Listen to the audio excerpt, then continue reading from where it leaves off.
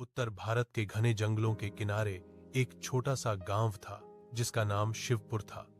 गांव से लगभग आधा किलोमीटर दूर एक पुरानी हवेली खड़ी थी। कभी वह हवेली सफेद रंग की हुआ करती थी, लेकिन समय के साथ उसका रंग पूरी तरह काला पड़ गया था। इसी वजह से गांव वाले उसे काली हवेली कहते थे। गांव में एक सख्त नियम था, सूरज ढलने के बाद कोई भी उस हवेली की तरफ नहीं जाता था। बुजुर्गों का कहना था कि करीब 25 साल पहले उस हवेली में एक पूरा परिवार जिंदा जल गया था। आग कैसे लगी यह आज तक कोई नहीं जान पाया, लेकिन उस दिन के बाद से हवेली में अजीब घटनाएं होने लगी।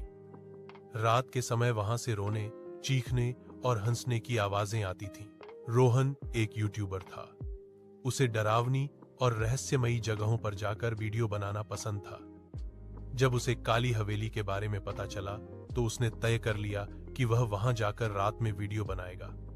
गांव वालों ने उसे बहुत समझाया।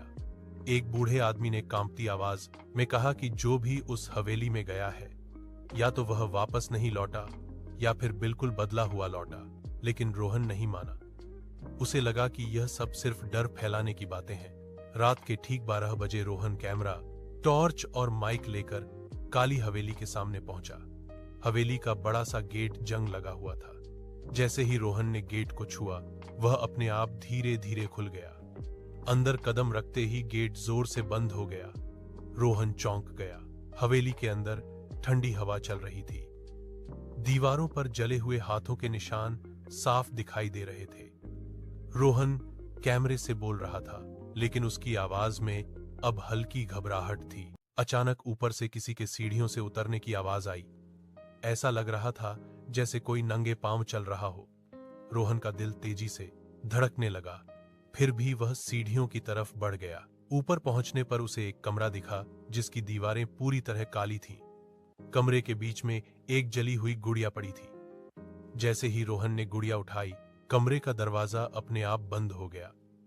तभी एक औरत की धीमी आवाज गूंज उठी। उसने कहा कि तू भी हमें देखने आया है। रोहन ने पीछे मुड़कर देखा। सामने एक औरत खड़ी थी। उसका आधा शरीर जला हुआ था, बाल बिखरे हुए थे और आंखों से काला पानी बह रहा था। वह बोली कि यही हवेली कभी उसका घर थी।